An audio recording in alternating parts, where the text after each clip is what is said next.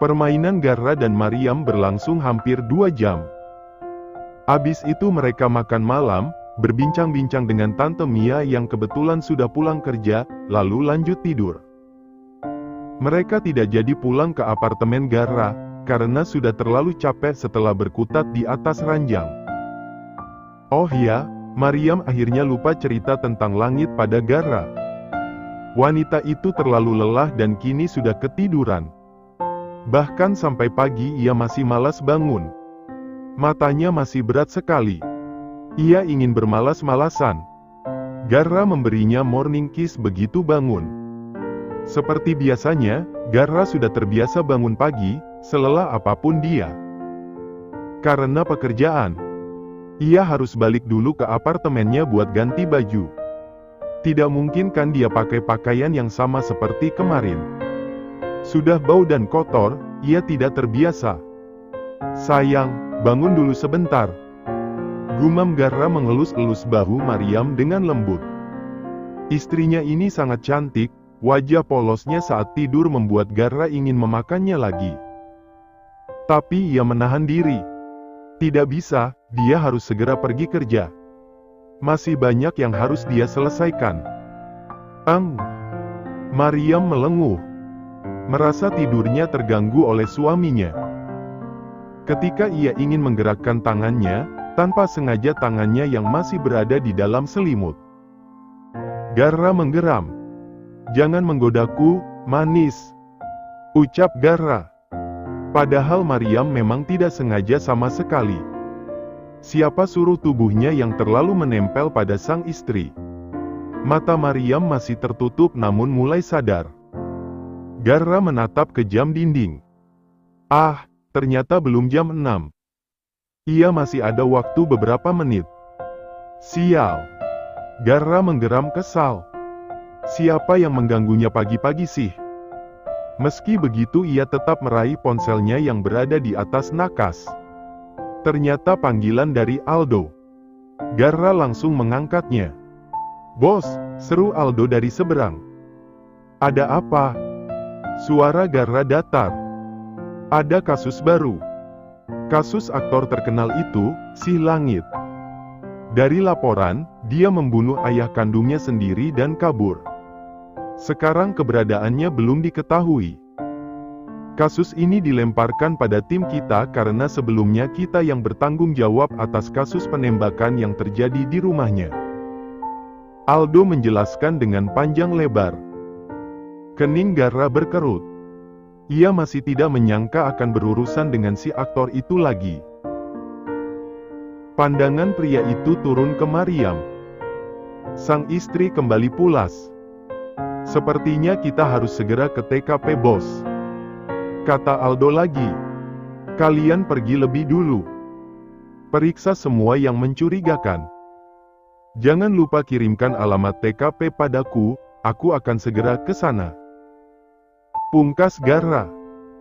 Setelah itu ia langsung memutuskan sambungan, turun dari ranjang dan memakai baju. Masih sempat pergi apartemennya untuk ganti baju dan mandi. Tentu akan dia lakukan dengan secepat kilat. Maryam mengerjap-ngerjapkan mata. Lalu menguap. Gerakan Garra yang turun dari ranjang tadi cukup mengganggu hingga ia terbangun. Matanya mulai membuka, menatap ke suaminya yang tengah mengenakan jam tangan. Maryam hanya menatap, tidak bicara apapun karena mulutnya masih berat untuk bersuara. Lalu ia melihat Garra mendekatinya. "Hei, sudah bangun?" Suara lelaki itu begitu lembut, tangannya mengusap-usap puncak kepala Maryam penuh sayang. Maryam menganggukkan kepala, tak lupa tersenyum. Begitu senangnya dia karena suaminya memperlakukannya teramat lembut. "Kemarin aku sudah meminta Foster memberimu cuti seminggu. Ingat, istirahat saja di rumah. Jangan kemana-mana. Kalau bosan, suruh Ran menemanimu pergi shopping. Abis itu langsung pulang, jangan keluyuran lagi seperti dulu. Pakai kartu di atas nakas untuk membeli semua yang kamu suka. Limitnya tidak terbatas, kamu bisa gunakan sesuka hati tapi jangan terlalu boros. Aku harus segera pergi. Kalau ada waktu sebentar, kita makan siang bersama, kata Garra panjang lebar. Lalu mencium sang istri lagi. Ciuman ringan dan penuh cinta. Aku pergi. Maryam mengangguk. Ia belum sadar sepenuhnya. Sampai Garra menghilang dari hadapannya, beberapa menit kemudian barulah matanya membuka lebar. Wanita itu terduduk. Dia ingatkan dia harus cerita masalah langit. Astaga! Maryam turun dari tempat tidur, berlari cepat keluar untuk mengejar Garra.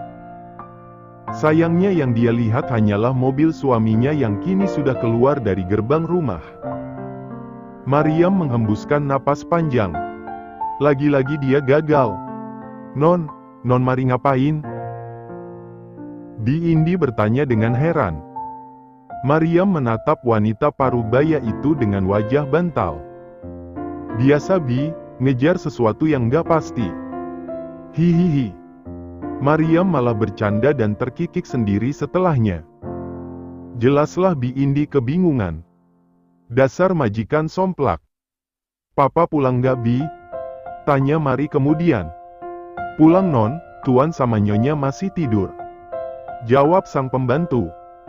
Maryam mengangguk lalu naik ke kamarnya lagi. Ia duduk di ranjang besarnya. Pandangannya berhenti ke black card di atas nakas lalu mengambilnya. Wah! Wow! Maryam tidak berhenti terkesima dan terheran-heran.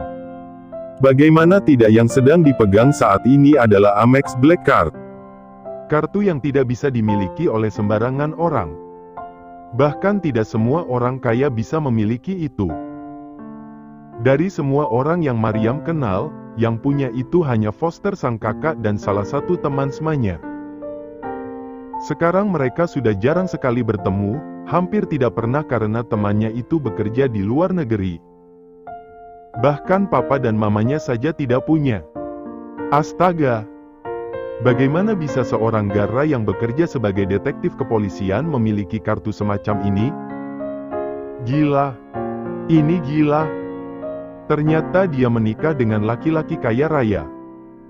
Maryam tidak tahu dari mana sumber kekayaan Garra, tapi dia yakin itu bukan harta yang Garra dapatkan dari papanya. Lupakan itu.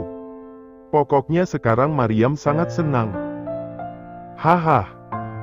Aku kaya. Aku kaya yeo. Serunya kencang sambil berguling-guling di tempat tidur. Dua pembantu muda yang kebetulan bersih-bersih di depan kamarnya saling menatap, lalu tertawa kecil karena mendengar teriakan Maryam. Ada-ada saja. Padahal kan dia sudah memang kaya. Kadang mereka tidak mengerti dengan kelakuan anak majikan mereka itu, namun dengan kelakuan begitu, Maryam jadi menghibur mereka. Wanita itu sangat ceria dan humoris. Di apartemen Ran, Langit berpikir keras. Dia harus tahu siapa dalang di balik semua kejadian yang menimpanya. Bahkan sampai membuat ayahnya meninggal. Sekarang, dia bahkan tidak bisa menghadiri pemakaman ayah kandungnya sendiri. Langit memang pernah hidup dalam dunia gelap. Dulu, sewaktu adiknya masih hidup. Dan waktu itu dia sangat berkuasa, musuh-musuhnya takut cari gara-gara dengannya. Tapi rupanya mereka tidak ingin membiarkan dia hidup damai ketika dirinya ingin berhenti. Mereka tidak tahu apa anak buah yang mendukungnya masih banyak. Kekuasaan yang dulu ia miliki masih ada. Walau dia sudah berjanji pada adiknya tidak akan hidup dalam dunia gelap lagi, namun kalau ada yang terus mengusiknya seperti sekarang ini, dia tentu tidak boleh diam saja. Langit bukanlah sosok yang akan membiarkan dirinya seperti ini. Apalagi dia tahu dirinya sama sekali tidak bersalah. Tunggu saja sampai dia benar-benar membaik. Dia sendiri yang akan menemukan dalang atas semua kejadian yang menimpanya. Dia baik-baik saja Nona, sekarang sedang istirahat di kamar. Nona sudah cerita ke bos?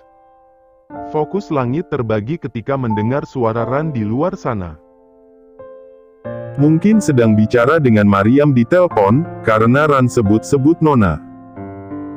Langit berdiri, berjalan mendekati pintu, membuka kenop pintu dan memberi sedikit celah agar bisa melihat keluar, ke Ran yang tengah bicara di telepon sambil berkacak pinggang membelakanginya.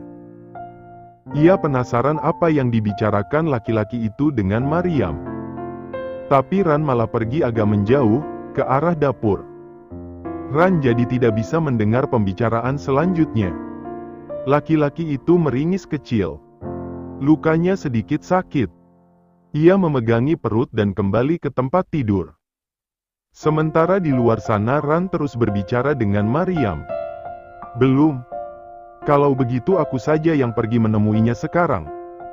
Biar aku beritahu. Pagi-pagi tadi aku dengar tim bos yang akan menangani kasus ini. Mereka sedang memeriksa TKP, dan pasti akan mulai mencari keberadaan pria itu. Ran bicara sambil melangkah, sekarang sudah di ruang tamu lagi. Teriakan dari dalam kamar langit terdengar kencang. Bahkan Mariam bisa dengar. Kenapa itu? Langit kenapa Ran? Tanya Mariam dari seberang. Tunggu aku periksa. Ran berjalan cepat dan membuka kamar langit tanpa mengetuk. Ia melihat langit memegangi perutnya dan perban putih itu sudah berwarna merah. Jelaslah itu darah. Ran mendekat. Kau kenapa? Tanyanya. Sepertinya lukaku terbuka. Jawab langit seraya meringis kesakitan. Tunggu sebentar, aku ambil kotak obat. Ujar Ran lalu bergerak cepat menuju dapur. Ran. Ran kembali menempelkan ponselnya di telinga. Nona, nanti kita bicara lagi. Luka langit terbuka dan berdarah lagi. Aku akan mengobatinya. Nanti aku hubungi lagi. Lalu panggilan terputus. Walau Ran tidak menyukai keberadaan langit di tempat tinggalnya, tetap saja dia tidak bisa membiarkan pria itu tersiksa begitu. Belum tahu dia bersalah atau hanya dijadikan kambing hitam, jadi untuk rasa kemanusiaan, Ran harus membantunya. Di rumah Mariam, begitu mendengar luka langit terbuka, wanita itu langsung gelisah. Biar bagaimanapun dia yang mengobati pria itu. Bagaimana kalau ternyata pengobatannya salah dan berdampak buruk pada kondisi langit? Bagaimana kalau langit sampai kehilangan nyawa karena dia? Tidak.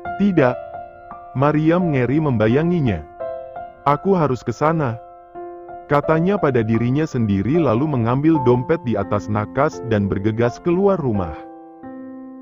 Pertanyaan Bi Indi dia mau pergi kemana tidak dijawab. Mariam berlari cepat ke jalan raya dan menahan taksi yang lewat jalanan itu. Tanpa Mariam sadari, mobil Garra baru saja berhenti di rumahnya. Garra tidak jadi masuk ke halaman rumah mertuanya. Jelas karena dia melihat Mariam yang naik taksi dengan terburu-buru. Sekarang sudah hampir jam 12. Garra pulang karena ingin makan siang dengan istrinya. Kasus baru yang dia tangani hari ini cukup menguras tenaga. Apalagi langit tidak mereka temukan di mana-mana. Kasusnya memang mengarah ke langit adalah tersangka, tapi karena yang meninggal adalah ayah kandungnya sendiri, walau banyak bukti mengarah padanya, Garra tidak akan percaya begitu saja. Dia harus menemukan langit, memeriksa kasus lebih mendalam lagi untuk membuktikan semuanya. Namun sebelum lanjut dengan kasus langit, Garra ingin makan siang dengan sang istri tercinta. Untuk menghilangkan stres karena seluruh tenaganya yang sudah terkuras habis hari ini. Sayangnya ia malah melihat Mariam naik taksi entah pergi kemana. Tentu Garra langsung mengikuti sang istri. Mau kemana dia? Sudah kubilang jangan keluyuran. Naik taksa lagi. Celetuk pria itu geram. Garra mengernyitkan mata ketika Mariam turun di gedung apartemen Ran. Kenapa dia kesini? Ia bergumam. Garra jadi penasaran.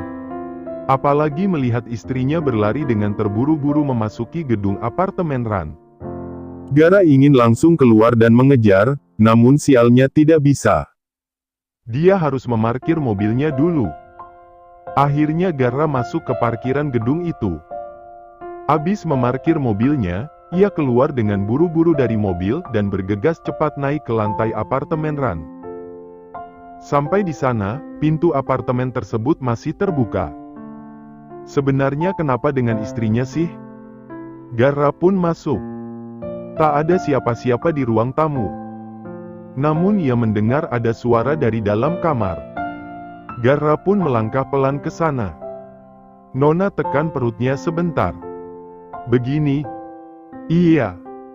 Tahan sebentar. Itu suara Ran dan istrinya. Garra makin penasaran apa yang mereka lakukan di dalam sana. Ketika Garra sampai di depan pintu kamar, matanya membelalak lebar, terkejut bukan main dengan apa yang dilihatnya. Ia melihat langit. Ternyata laki-laki yang tidak tahu di mana keberadaannya itu malah ada di tempat tinggal Ran. Disembunyikan oleh orang yang paling dia percayai, dan istri yang amat dia cintai. Dan yang paling membuat Garra emosi. Tangan Maryam menempel di perut langit. Jelaslah dia cemburu. Garra mengepal kedua tangannya kuat-kuat. Bisakah kalian jelaskan padaku ada apa ini? Suaranya begitu rendah dan menyeramkan. Ran, langit dan Maryam sama-sama menoleh ke arah yang sama. Ran menelan ludah, terutama Maryam. Wajahnya langsung memerah akibat tertangkap basah. Bos, aku akan menjelaskan pada. Sebelum Ran menyelesaikan perkataannya, Garra maju dan tanpa aba-aba langsung meninjunya sekuat tenaga. Kekuatan Garra tidak main-main. Dengan sekali tonjok, ia berhasil membuat Ran tersungkur ke lantai. Arg! Maryam memekik panik. Dia paling panik melihat orang berkelahi. Tak lama kemudian tubuh Maryam langsung ditarik kuat menjauh dari langit. Diam di sini. Perintah Garra mendudukkan Maryam di kursi dekat meja. Laki-laki itu pun kembali menarik Ran ingin menonjoknya lagi. Tapi Maryam dengan panik cepat-cepat berlari memeluknya dari belakang untuk menghentikan lelaki itu. Garra stop. Ran gak salah, aku yang salah. Teriak Maryam kencang. Garra tidak menggubrisnya tapi Maryam terus teriak-teriak sampai akhirnya Garra lelah sendiri dan tidak jadi meninjuran lagi. Namun tidak berarti amarahnya sudah reda.